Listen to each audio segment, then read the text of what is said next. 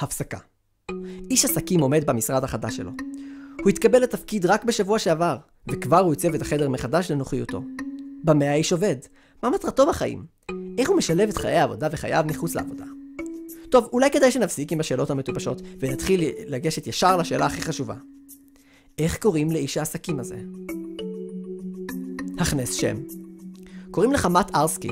עד לפני שבוע היית ראש מחלקה בחברה גדולה בבעלותו של אלפרד רופרט, האיש העשיר ביותר בעיר. אבל אחרי שהוא נשדד מהסוד היקר ביותר שלו, סוד שאתה והמחלקה שלך סיפקתם לו, לא ממש תמכת בו, וניצלת את ההזדמנות להשתלט על החברה. זה לא היה מתוכנן, אבל כמו הרבה דברים לא מתוכננים, אתה ניצלת את זה לטובתך. השתלטת על החברה ועשית בה מהפך.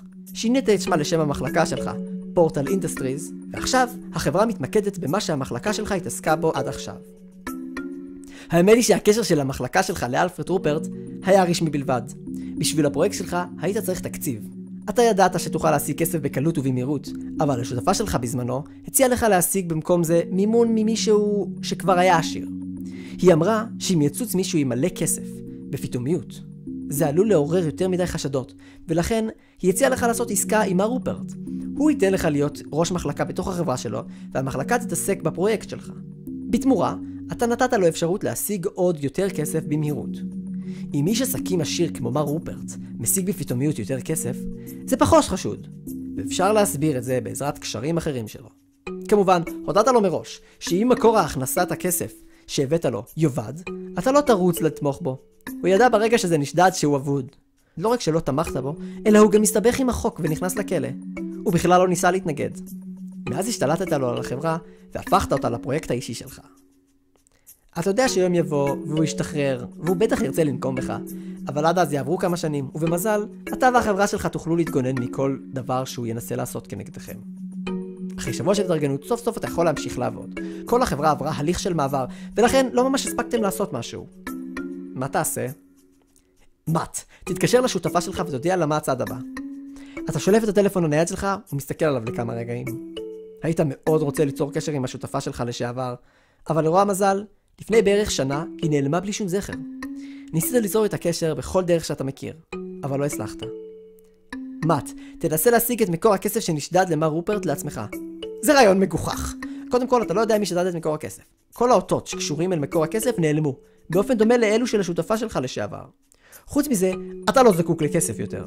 היית זקוק למימון רק כשהתחלת את הפרויקט שלך, וכל עוד אתה היית תחת ההנהלה של בר רופרט. עכשיו, כשלקחת לו את החברה, אתה עצמאי לגמרי. יחד עם החברה שלו, אתה קיבלת גם את המניות שהיו לו.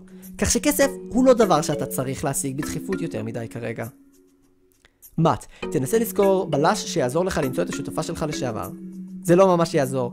מאז שהיא נעלמה, אתה מנסה כל שביכולתך לאתר אותה. האנשים הטובים ביותר עובדים בשבילך, ואף בלש פרטי לא יכול לעזור בנושא. אתה נזכר פתאום שרק שבוע שעבר, ביום של המסיבה, נראה עוד שמתאים לשותפה שלך לשעבר.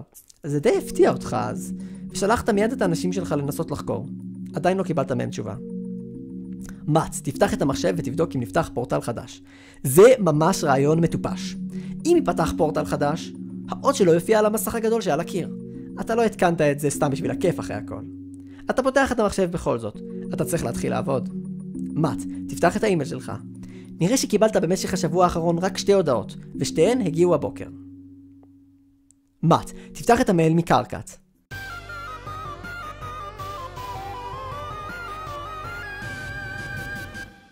שבוע שעבר. שלום אגברט האנושי ג'ון, זה האל שלך מדבר איתך. מה שלומך היום? כאילו שאכפת לי. אתה יודע, לפעמים אני פשוט לא מצליח להבין אתכם בני האדם.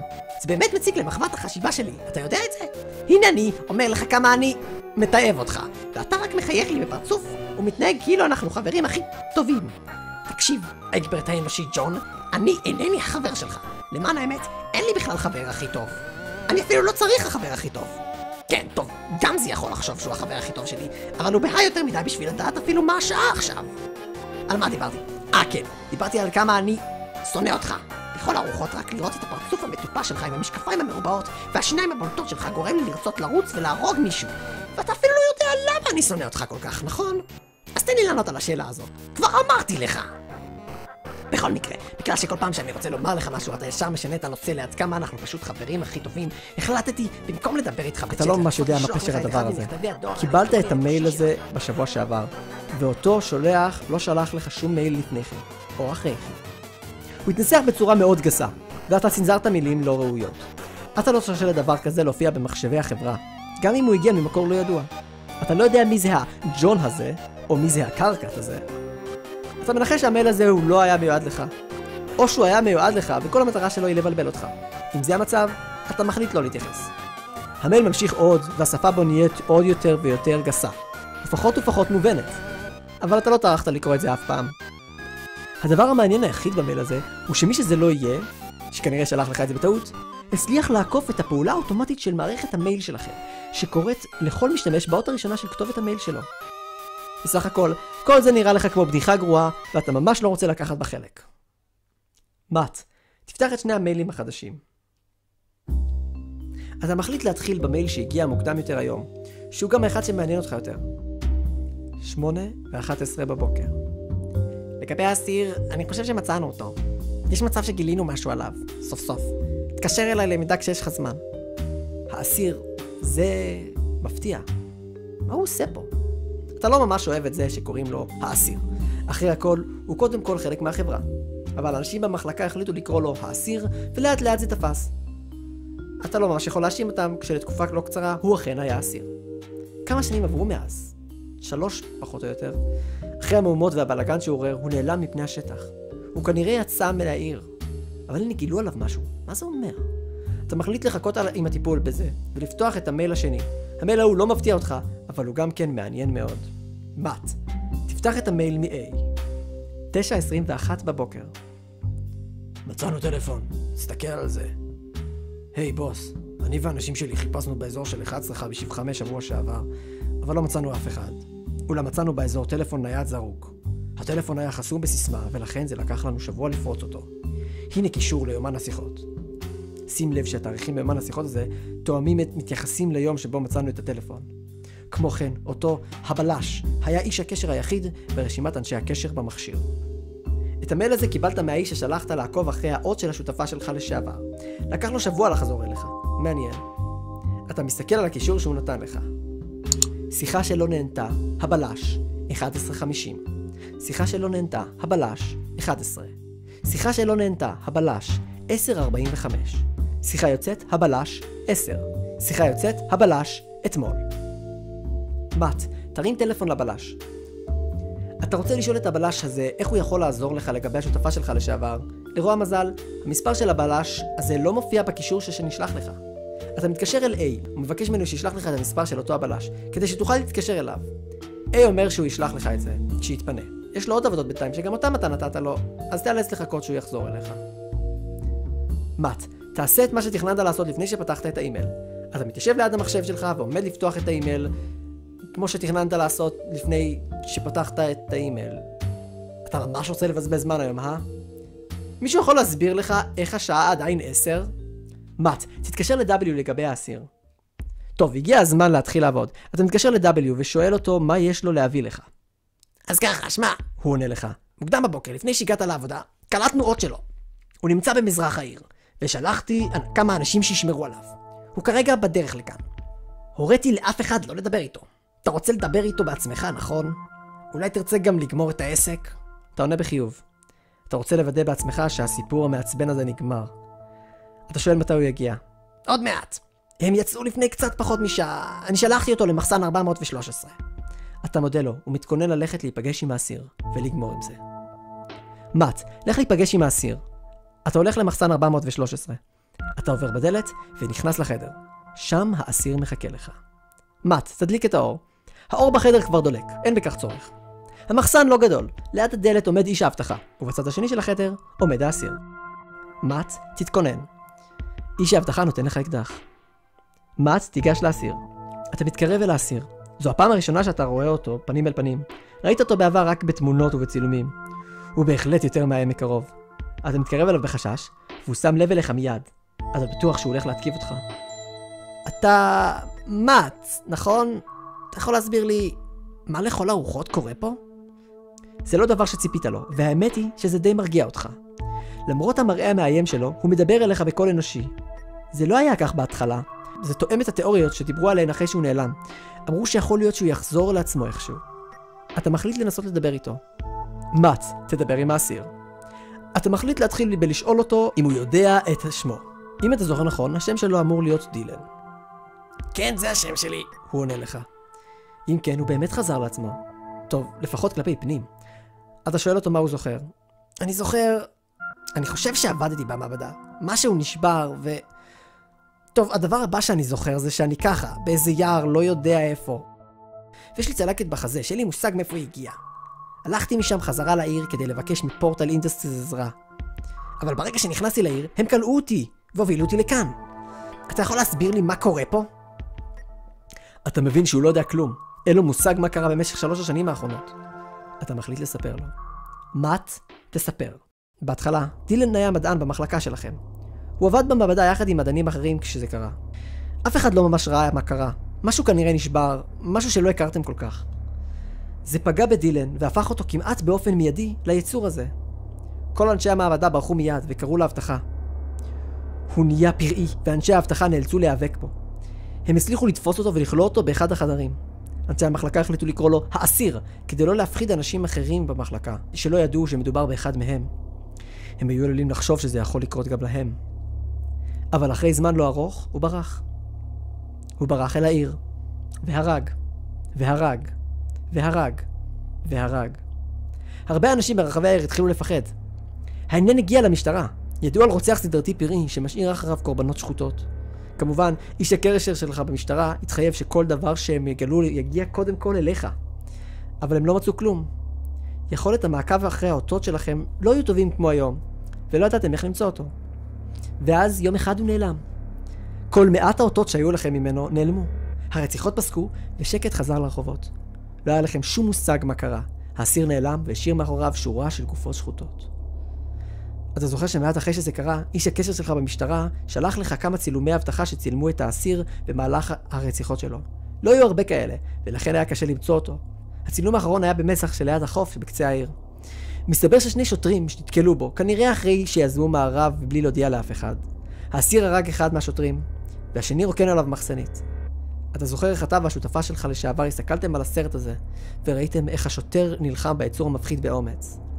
האסיר נפצע בחזהו, כנראה מכאן הגיעה הצלקת שהוא הזכיר, ונפל למים. כך הוא כנראה נעלם מהעיר ל3 השנים האחרונות. עכשיו אתה נזכר שאחרי שראית עם השותפה שלך לשעבר את הוידאו הזה, היא ביקשה לקחת עותק שלו אליה אישית. אתה תמיד תהית למה היא רצתה את זה, אבל מעולם לא קיבלת תשובה. אחרי שאתה מסיים לספר לאסיר מה שקרה, אתה מסתכל עליו. קשה לראות על פי הבעת פניו, אבל נראה שהוא נעצב. אני מניח שאין דרך לבטל את זה, נכון? זה נכון כמובן, אין לכם מושג מה גרם לזה, אז אין שום דרך שתוכלו לבטל את התהליך. כמו כן, סיפרתם לכל בני משפחתו של דילן שהוא מת בתאונה. לא תוכלו עכשיו פתאום להחזיר אותו לשם. וחוץ מזה, אין לאף אחד מושג אם הוא יחזור להיות פראי שוב פעם. ונראה שדילן מבין את זה טוב. הוא ואתה יודעים בדיוק מה הולך לקרות. אז בבקשה, הוא אומר, מאט, בצע. תעשה את זה מהר, טוב? לוק, תתעורר. אתה מתעורר. איפה אתה? איך הגעת לכאן? אתה מנסה לברר מה הדבר האחרון שאתה זוכר. זה קשה כי כאב חזק מפלח את צד גופך, מאזור הכתף הימנית שלך. אתה חושב שאתה זוכר שנפלת על הגג. היד הענקית הזאת נחתכה ואתה נפלת על הגג. זה נראה כל כך מזמן, וכואב לך כל כך. למה כואב לך? הייתה את הנערה המוזרה הזו עם החרב. היא הביאה לך יצור בצבע זהב, ואז אתה לא יכול לחשוב, הכאב נורא. למה לכל הרוחות כואב לך כל כך? לוק, תסתכל על המקום הכואב. מה זה לעזאזל? לוק, תיזכר. אתה מתחיל להיזכר במה שקרה.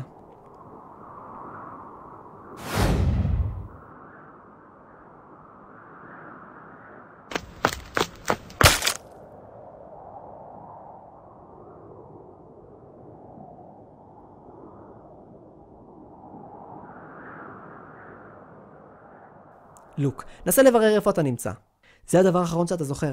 היד הענקית פגעה לך ביד, וזהו. אין לך מושג איך מזה קרה ליד שלך מה שלא קרה לה. אתה יורד מהמיטה שהתעוררת עליה ומסתכל על החדר בו אתה נמצא. לוק, תבדוק מה יש בארון. לרוע המזל, הארון נעול. לוק, תבחן את התמונה. זה נראה כמו תמונה של הנערה שפגשת ועוד מישהו שאתה בחיים לא ראית. האם הנערה הזו הביאה אותך לכאן? זה החדר שלה? לוק, תבחן את הבובה. זו בובה בצורת עכבר ורוד. זה כנראה באמת החדר של הנערה. אבל למי יש בובה בצורה של עכבר? לוק, צא מהחדר. אתה עומד לעשות את זה כשהדלת נפתחת והנערה נכנסת לחדר.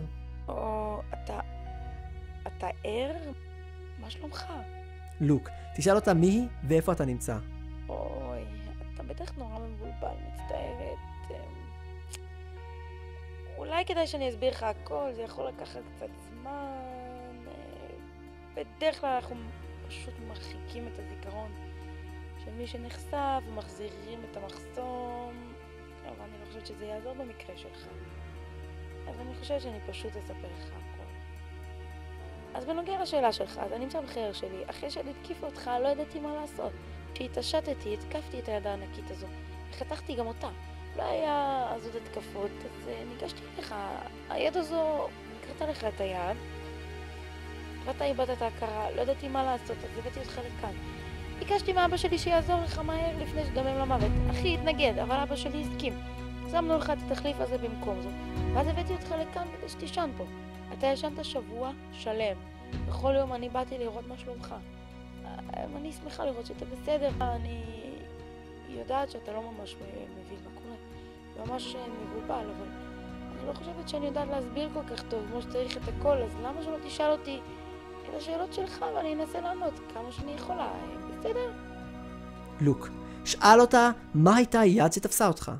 אני לא יודעת בדיוק, זה נראה כנראה יצור ענקי כזה שהיה גדול כל כך שהוא היה יכול להעביר רק יד דרך הפתח, אם כי אני לא יודעת איך היד השנייה הגיעה אל מאחורי הגב שלי. לוק, שאל אותה מה זה הפתח. אני מניחה שאני צריכה להסביר לך. זה קצת ארוך ומסובך, וגם אני יודעת רק מה שההורים שלי סיפרו לי. משהו קרה בעיר הזאת לפני בערך 20 שנה. משהו די מוזר. שוב, אני לא לגמרי יודעת מה, אבל מה שזה עשה זה שכל הזמן נפתחים ברחבי העיר פתחים שמובילים לעולמות אחרים. אנחנו לא יודעים מה גורם לכל פתח להיפתח, ועל פי מה הוא נפתח בכל מקום, אבל זה כך כבר 20 שנה.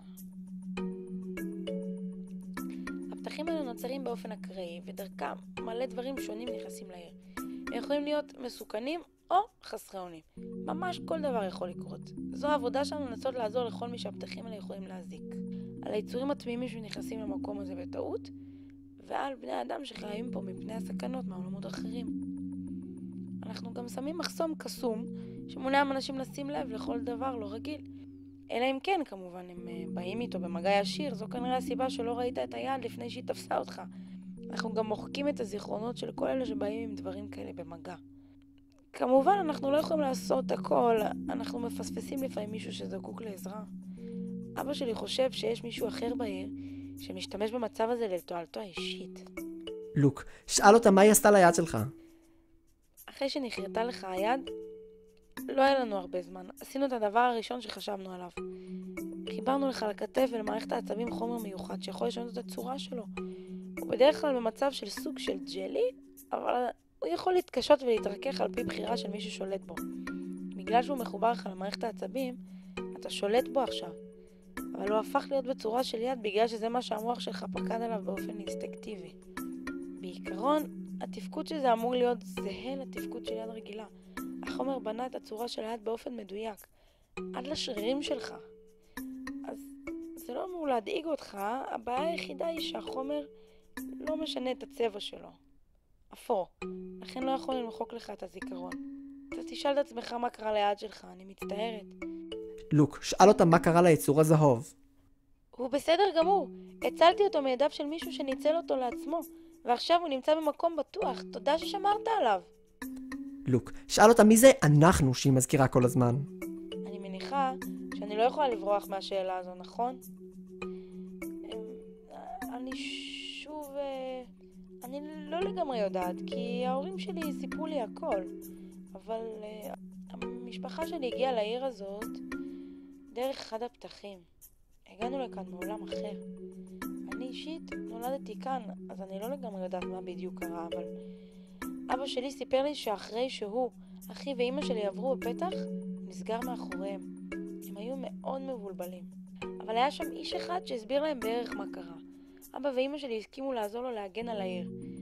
והם אלו ששמו את המחסום הקסום שמגן על תושבי העיר. מאז שהם הגיעו לפה לפני 20 שנה, ההורים שלי, אחי וגם אני שומרים על העיר ומוצאים מקלט ליצורים שהגיעו לכאן בטעות. אנחנו מקווים גם למצוא פתרון אמיתי שבתו נשלוט בפתחים ונוכל להחזיר את כל מי שהגיע לכאן למקום שממנו הוא בא, וגם את המשפחה שלנו. לוק, שאל אותה למה אכפת לה ממך כל כך. טוב, אתה הצעת לי את החיים, לא? זה אמור להיות שווה משהו. חוץ מזה, אכפת לי מהחיים של כולם בעיר. טוב, זה לא לגמרי נכון. בהתחלה חשבתי שהיית מוכן להקריב את חייך בשביל להגן על החיים שלי, אבל אחרי כמה זמן חשבתי על משהו. אתה לא נפלת מהבניין הזה, נכון? אתה קפצת. כלומר, כשניסית להגן עליי, אתה לא הקרבת את חייך, אתה זרקת אותם. וזה דבר שמאוד העציב אותי. אני לא יודעת מה קרה לך. אני לא יכולה לחשוב על מה גרם לך לראות את החיים כדבר עצוב שאתה רוצה לזרוק. אבל אני רוצה לשנות את זה. אני רוצה לראות אותך שמח שאתה חי. אני רוצה לראות אותך מחייך. אני אשמח להיות חברה שלך. אני אשמח שיום יבוא ותספר לי למה אתה חושב שאין לך סיבה לחיות. אם תרצה, תוכל לעזור לנו בשמירה על העיר. מה אתה אומר? לוק, ענה. אתה לא עונה מיד. אתה חושב קצת לפני כן. אתה לא יכול לענות על זה כל כך מהר. אבל בסופו של דבר, אתה עונה. סוף הפסקה.